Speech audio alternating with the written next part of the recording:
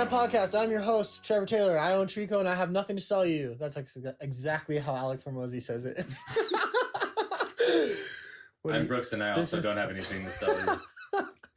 We should just start doing an intro of everybody else, every famous entrepreneur's podcast intro. I'll just get on here like Dan Cummins. What's up, time suckers? Yeah, just this little, we'll call it like a, what do they call it? Like an Easter egg. And then that episode, we'll talk about something they talked about almost identically in one of their episodes. We're going to have to get a lot more organized if we're going to do that. Okay, here we go.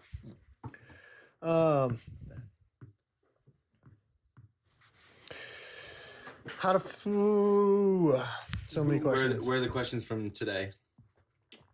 Right here in the Facebook. Into chat. Okay, 1 second. There we go.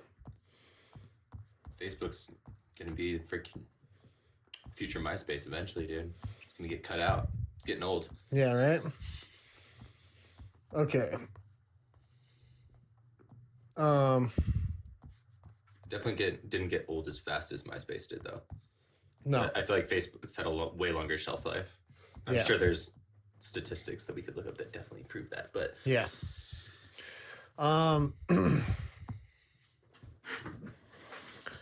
Let's see. Okay.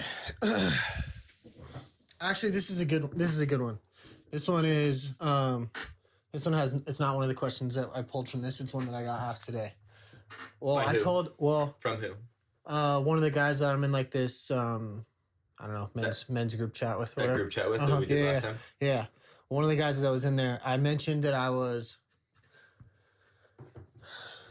I told them about this plan that we had, where I'm going to implement, from 7 to 8 a.m. Everyone shows up. Just so everyone knows, a little background for you. We now rent a yard that is in the back of a giant warehouse. Adjacent to that warehouse is another warehouse where our mechanic is.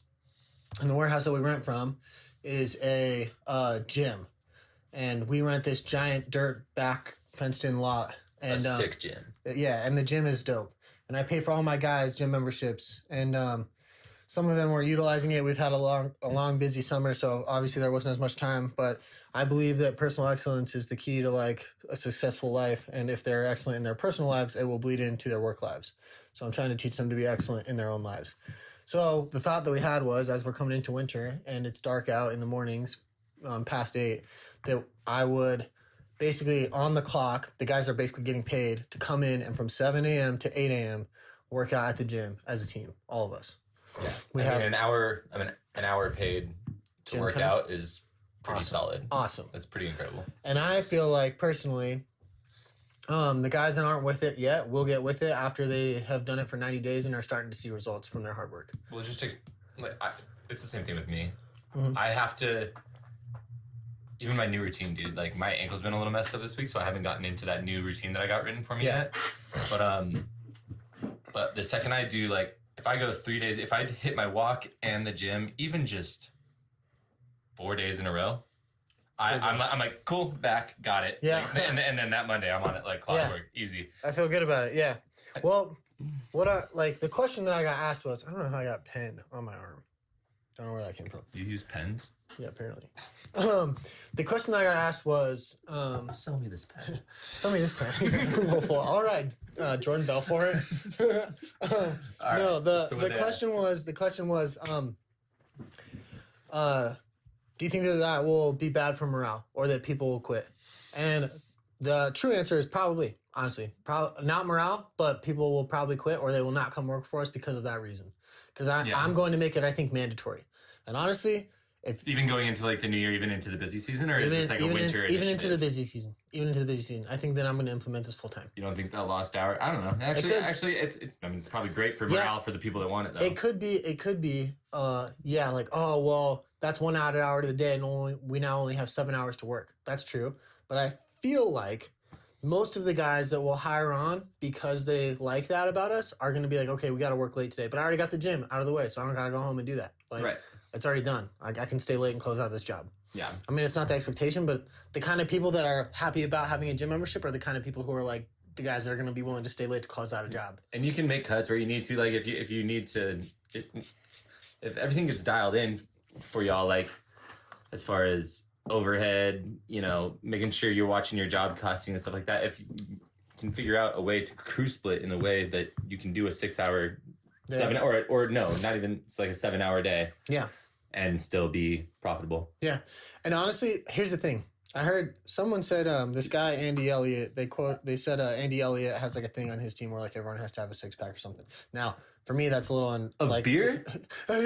Sick. Of beer. Honestly, having a 6-pack is no joke, dude. Like that's extremely hard. Well, it's all diet, right? It's all diet. Well, it's not all diet, but a lot of it is diet. A lot of diet. Yeah, and like I know plenty of guys who are super jacked or plenty of guys who are super in shape and don't have 6-packs. If I was if I was ripped in shape, then that would be me. I still would not have the 6-pack. Yeah, I had a 6-pack in basic training, and you know how much I weighed? 130 pounds. Yeah, you know. So let's not maybe take it that far. 190. Yeah, 60-pound difference. That's how much I weigh, and I'm like 3 inches taller than you. Yeah, I'm a beefy boy right now, dude. If I slim down to 170, that's when my 6-pack comes through. Like when I did 75 hard the first time, I weighed like 168, and I had a 6-pack, but that's like. I had my shoulders were gone, my arms were gone. Yeah, definition. Like, yeah, it was not. Now, if I slim down now, I could probably be like 180 with a 6-pack, maybe. But I don't know. Anyways, what kind of life is that? Yeah, yeah, whatever. Dude. Like, I feel. See, here's the thing. Having a 6-pack is great. Smoothies and yeah. There will be times where I'm gonna go in and like put in the work and get like slimmed down and be leaned out. But honestly, all in all, like I'm strong, I'm healthy, I look good in a t-shirt. I don't really care that much. I look good without my shirt on. It's not really like right. Having a 6-pack is not the end all be all. Now I like having one, but yeah, I honestly have like to have a preference, whatever. Like I saw that with my brother, like my brother Ryan, on my dad's side, like he was jacked, shredded for a little while, and he had like abs and stuff. But then like he started drinking a little bit more, and he got like a little bit more of a belly, and it wasn't quite as defined on his abs, and I was like. It looked better, so I was like, hey, man, you look good. Keep it up. I felt bad condoning the drinking. But like, you know, I almost like it more when it fills out a little bit more. It just looks like one big, but solid. Buff. Yeah. But solid. I agree. But yeah, I mean, like, I think that's a little to the extreme.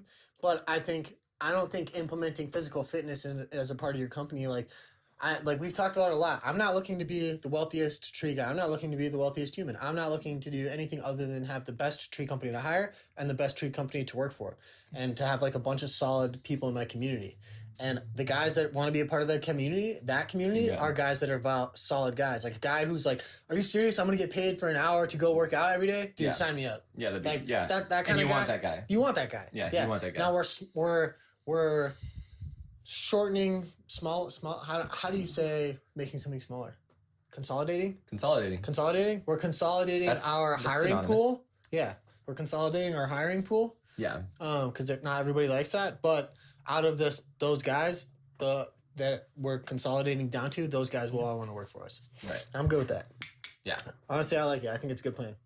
I think everybody will like it. For sure. I mean, fun fact though, I did find out that like Save a Tree. Yeah. They do have, and A+, I think. Them and their guys every morning do like calisthenics to warm up. Like crew leads take their guys through calisthenics like, to like warm up and get limber. Lame. I mean, it's cool. I respect it. I respect it a lot. But also, it's in the job description. I don't know. I feel like that was like in the Army when we stopped doing actual PT and like started doing the stupid. What was it called? Oh, I don't know. Remember, it was PRT. Like, yeah, it was like the. YMCA. Four for the core. Yeah. 4 for the core wasn't bad, honestly. Nah. But it was like the Mario jumps were dumb. Yeah, all that, like the froggers and like the knee kicks. Yep. And it was like, dude, I just want to go back to throwing up on an 8-mile run because I'm dying. Yeah. I mean, and for us at the end, I mean, I was at a light unit, so it was PT was hardcore. And more so than Fort Hood was. Yeah. And so we would do like all that PRT stuff. Sometimes we'd do like 3 iterations of the PRT. Yeah. And then go for a 10-mile run and still throw up. Yeah. Like, you know, it was perfect day. Yeah. Well, that was one thing that I really regretted when I look back on my Army experience. I was getting paid to be in shape, and I could not have cared less. Oh, me neither. Now I'm like, I wish that I hated it. It was my least favorite part of my day. Now, looking back, I'm like, I wish people would pay me to stay in shape. That's tight. Yeah, it was sick. Awesome. And I want to be that company, the company that pays people to be in shape. I know, that was so great. It's awesome. Yeah. Ryan Lowy's going to show up every morning and get to stepping, dude. Get to walking. He's in a row, bro. He's a rower. Oh, yeah, he is a rower. I've seen him row a bunch of times. He's a little Ivy League, bro. What's that, Army Hammer? That guy in the Facebook movie? You know, he's rowing all the time? I forget. It's every military or political movie that I see that, like, anyone on, like, the East Coast is, like, they're, like, going out for you think they're going out for their morning run and they grab, like, their swim trunks and a huge boat. Yeah. Dude, and it's always like this foggy, overcast morning and you just see them out there rowing. Dude, honestly, it's sick. Honestly, it's I cool. Respect it. But yeah, it's always like, always that. I love it. Yeah. All right. Well, we've talked about that. Weird how the East Coast is kind of like that. It's like they always have the weird thing, like the rowing, and then, like, instead of, like, regular sports, it's like lacrosse. It's like, okay. Lacrosse. Yeah. Lacrosse was just as big for me in high school as football. Same. Bigger. Yeah. In Connecticut, lacrosse is huge. Blacksburgs everywhere. Yeah. All right. Another one from Facebook. How do you measure success? Me? Yeah. I don't know. Kind of what your own expectations, I would say. I don't know. I feel like I've said it before, but success is not the same thing for everyone. That's true. It's very different as it goes. Yeah, I think success is where you're going and where you want to be going. If that makes sense. I don't know. Yeah. I'm trying. It's kind of a tougher one, but it's like really, it's just success is how you define it. Like, it's a culmination of your goals and wants and needs, and those whether or not they're fulfilled in your mind, you are successful in your mind to that extent. Yeah. I think you can only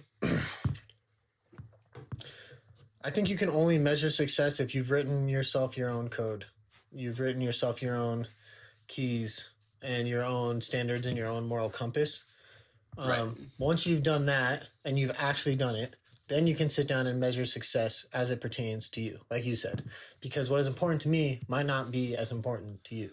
So, like, success, like you said, is different for everybody, right? But I think there are some general things that everyone should adapt.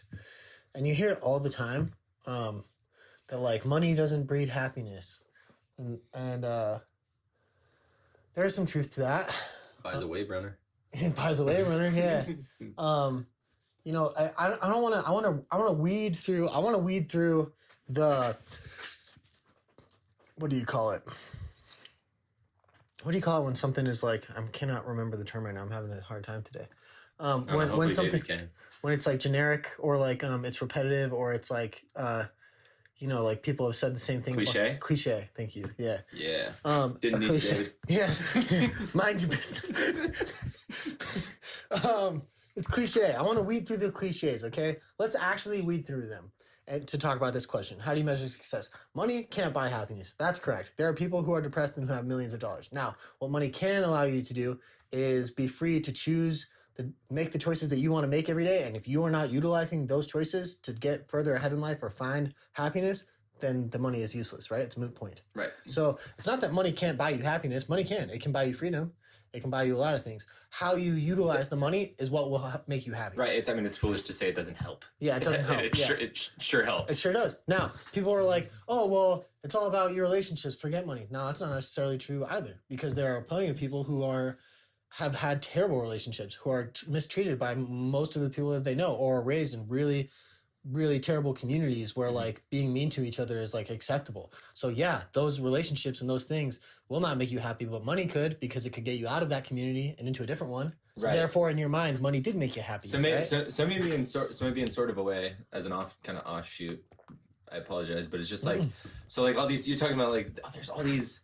You know, all the young rich kids, all the heiresses and the princelings, they get the money way early, and then they're like, and then they don't recognize themselves. Yeah, you got it, and then it leads to depression. Yeah, and there's tons of people out there with millions of dollars that have terrible depression. Yeah, I would say that they like have all that money, but they got the depression because it wasn't bought. Yeah, it was just given to them. So like I feel like money does buy happiness when you haven't been happy before. When when you have lived poor, you know what I mean? Like those rags to riches stories, they're always way better at handling money. Yeah. Than like anyone that, and you see rich kids on Instagram pouring out $400 bottles of champagne down the street. Idiots, yeah. Well, what happens is, right, the person that you have to become to be wealthy is an extremely high level person, right? And therefore it breeds happiness because you can't be, I don't think that you can really be a high performer without also finding some kind of happiness because of the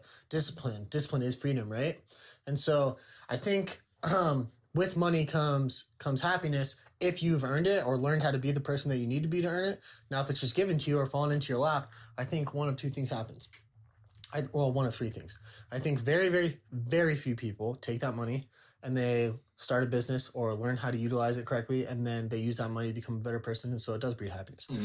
I think a more likely scenario is they blow through all that money, it's gone, and then they're depressed.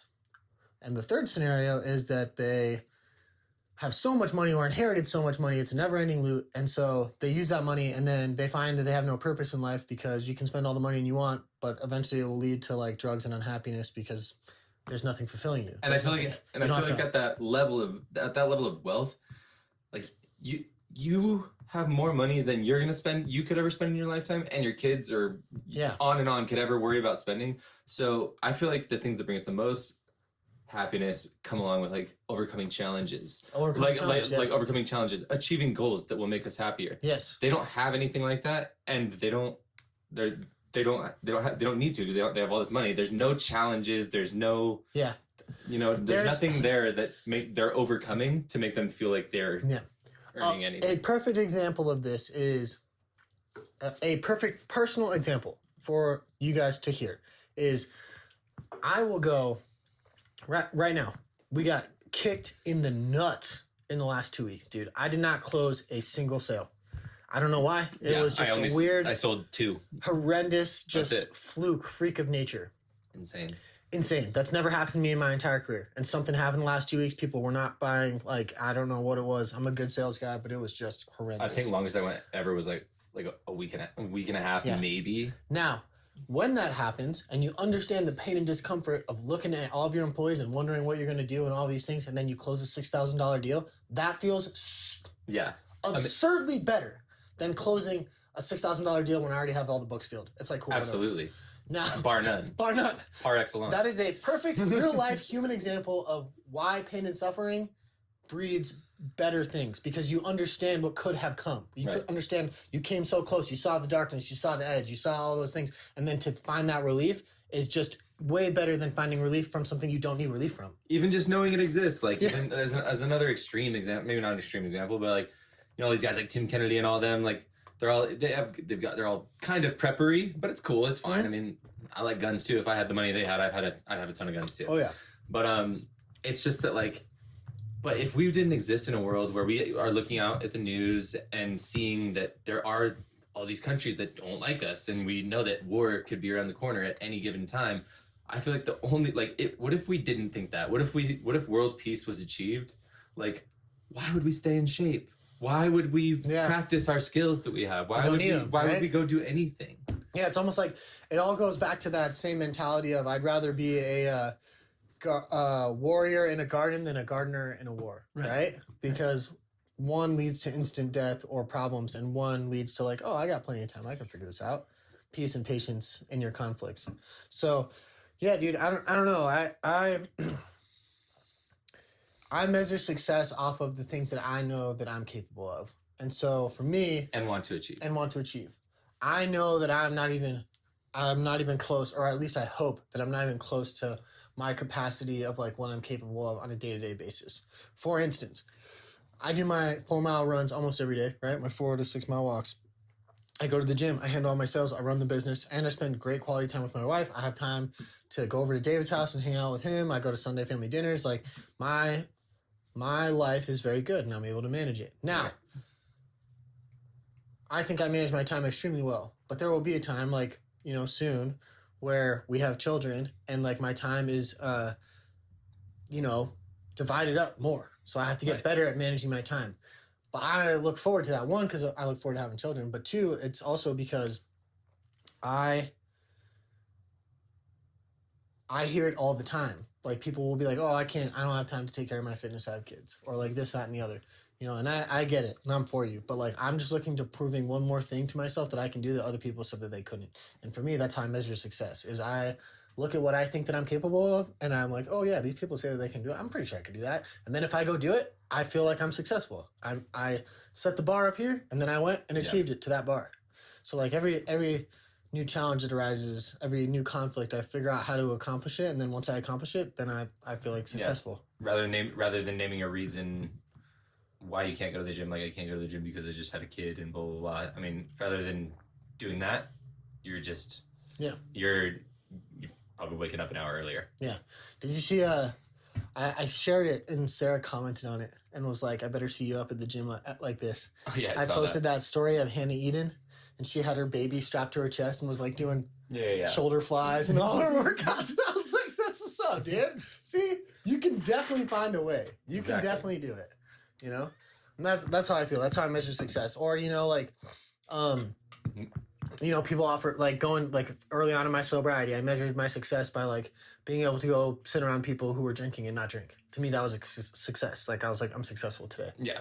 I have control over this. Like, after a while, it becomes fine. It almost becomes like second nature. I did it after 2 years of sobriety back in the day. I finally feel like I had it mastered, but like that first year is kind of is super weird. Yeah, but it's not terrible once you get past that over the hill. Yeah, that to me is how I measured it. Just I find the tasks that I don't think that I can do or that I'm struggling with, and then I do them, and I feel successful. Yeah, I feel like it's anything else. The more you do it, the more the better you get at it. Yep. Let's see. I don't know if we asked this one yet. Best ways to set yourself apart from your competition. Did we talk about that one 2 weeks ago? Not 2 weeks ago. We talked about that one, right? Yeah, I thought we did too. How to set yourself apart from the competition. Oh, yeah, we did. Yeah, we did. We talked about that one. We talked about how we need a billboard. Oh yeah, I want to get that billboard. I'm not going to tell anybody on this podcast, but we got something brewing. It's going to be sick. Let me know. I got a billboard guy. Okay, sounds good. Fantastically and crazily, I have a billboard guy. Really? Yeah, that's actually amazing. I want to know. We've done work for him. Oh, we have? Yeah. Cool. We've done work for some cool people. Yeah. It's Drew, the lead singer of Say Hey. Really? Yeah. Nice. We did those insurance jobs for. Oh yeah. And then we did work for what's the grill company? Traeger. The president of Traeger. Yeah. That Christmas light job. Yeah. Oh yeah. It wasn't Christmas lights. It was like, remember taking his Christmas lights out. We had to take all the Christmas trees because they got stuck in the trees. Out. Yeah. Yeah. It was a nightmare. Yep. You're welcome. #Traeger. #Traeger. You're welcome for the shout out. What's the goal with the podcast? I gotta ask that one. I don't think we've gone over that before. Maybe talk about like what it was initially and what it's kind of becoming, or if those two are the same. Yeah, what's the goal with the podcast? I believe brand has more power now than ever before. I think brand is everything. And I think that people utilize your services or buy your stuff because of your brand. And so right now there is I make zero money, $0 for all of the money that we spend doing the podcast, all the money that we spend doing the videos and the reels and all that stuff from social media. We make no money. But I do believe that in 4 or 5 years, this will come back around. And like, as far as the tree business goes, it will help us to breed the best employees because they know what we are as a company. Like, what better way for people to know who we are and want to come work for us than being able to listen to thousands of hours of us talking about exactly who we are. Well, yeah. If you don't like this brand, then don't come here. Yeah, and I feel like you kind of like did it kind of like this right before I started noticing a bunch of other people realizing that. Like, you started doing it, and then like a few months later, I saw that Jobber's doing it. Jobber has a podcast. Freaking yeah. All these crazy software companies. Tree Stuff has a podcast. Yeah. Everyone's got a podcast. Everyone's got a podcast now. Climbing Arborist. Yep. Well, we're doing good, dude. Like, honestly, I'm going to start next year. My goal was to do 1 full year of podcasts and then start having guests on. That was the goal. Because I don't want to go to these people that I respect and admire and be like, hey, will you come on my podcast? And they're like, sure, how many have you done? And I'm like, oh, 3. They're gonna be like, dude, no, you're not consistent. You're going nowhere. Like, how many listeners do you have? Yeah, I'm not interested. But if we can show them, like, hey, we said we were going to do a year of podcasts and we have 52 podcasts. We did it for a whole year. Yeah. Then it's like, okay, these guys are serious. They're consistent. They know what they're doing. Yeah. And then we start building it out that way. And that's why I want to get the extra cameras so we can start having, like, you know, speakers. Exactly. And like, film and start, like, you know, people you know, and then people you know that are in such and such cool industry. Yeah. And then you work your way up to those. Yeah, start working our way up. To the big dogs. And to be honest, dude, I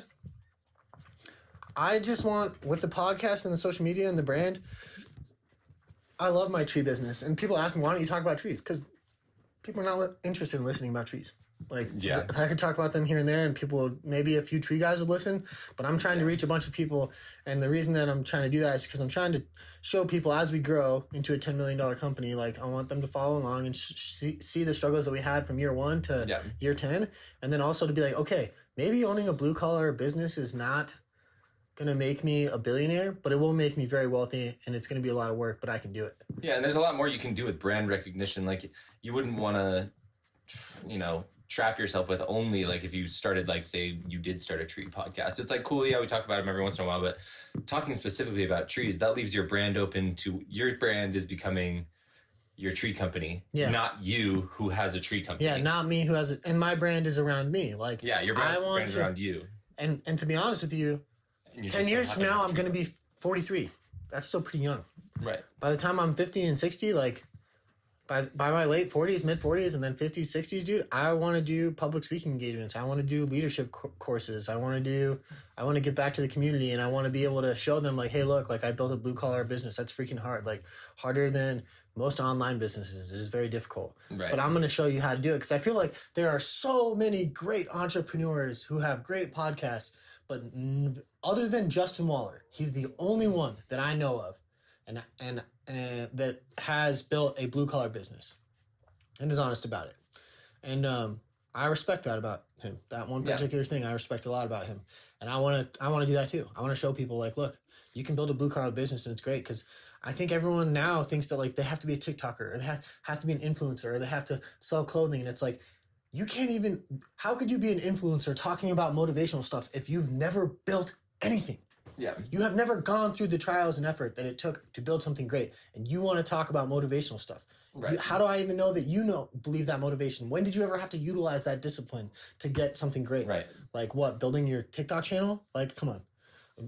You know, so, like, the podcast for me, is a brand. It's I love doing it, and I don't even care if it stays small, but this is a long-term play for me. This is my life's work. Treeco will always be around, but eventually it's going to come to a point where, like, it doesn't need me, and there's people running it who love it and, like, contribute to it, and, like, I'll still run it, and I'll still always be a big part of its future, but there will come a time where my time is more freed up, and I've thought a lot about what I want to do with that time, and what I want to do with that time is help other people, and the way that I do that is by having a brand that people trust. Yeah, and the ability to bring other products / whatever to market.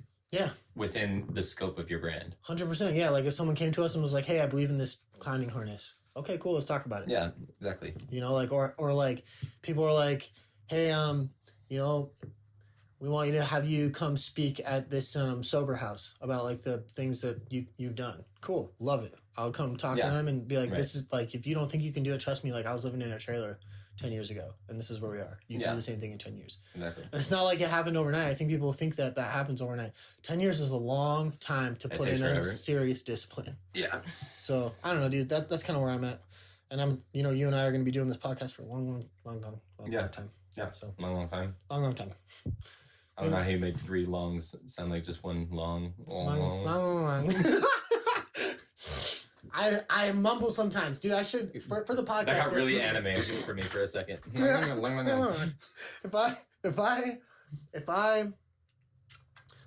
wondered about that. If we're gonna get serious about the podcast, I've wondered if I should, like, start working on my speech, like, take a class. I feel like I slur a lot.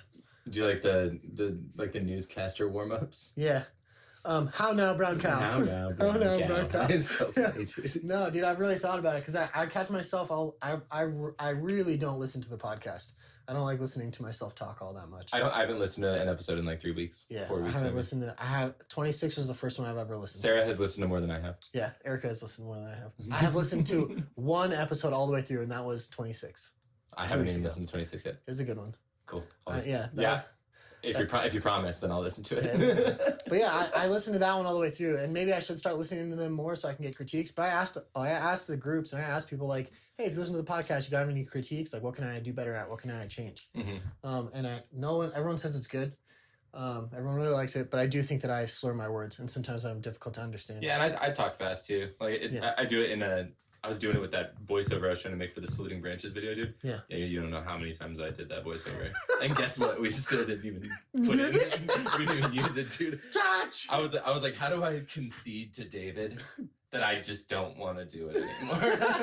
And I literally just had to text him. I was like, so I've been doing this voiceover thing. I don't like it. So yeah, sometimes I'll just send it to Rilo as like a caption. Yeah, I'm over it.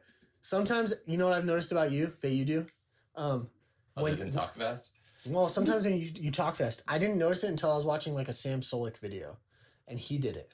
Do you know who Sam Solik is? No. He's like a TikTok influencer. He's super jacked. He's like 19. I'm not on TikTok. Disgustingly big. Really? Yeah. I was on TikTok. I was on TikTok for as long as it took them to ban one of my videos for using a Led Zeppelin song. Yeah. And I was like, no, don't need to be He's here. all over Instagram too. I'll send you his thing, but he does this thing, and you do it too sometimes. When you're like nervous or when you're trying to get something out, you like take a deep breath in, and then you kind of like you don't breathe out. You kind of like try and get the words out. I was thinking like they have to come with the breath. Yeah, yeah, very rarely, but I catch it sometimes. Yeah, it's funny. I feel like I do this a lot. You do that a lot? I don't know. Oh, dude, I play with my beard all the time. Like I'll do. It's nice though. It's not my fault that you use awesome products and stuff. Yeah, when it gets really long in the center, it looks like pointy and stuff. I do this so much that it starts to curl one way because it curls around my thumb. Erica hates it. That's nice. Yeah. We don't grow our beards out like we used to, though. No, I haven't grown it out in a while. Well, actually, I had mine pretty big a few months ago, but then I took it down real quick. I trimmed it. I had it pretty long for like a couple months. All right, well, that's all I got today. You done? I'm done. I'm happy hockey's back, yo. What's up? Yeah, I don't watch hockey, so it's irrelevant. But, okay. That's all we got. Get out of our face. Bye.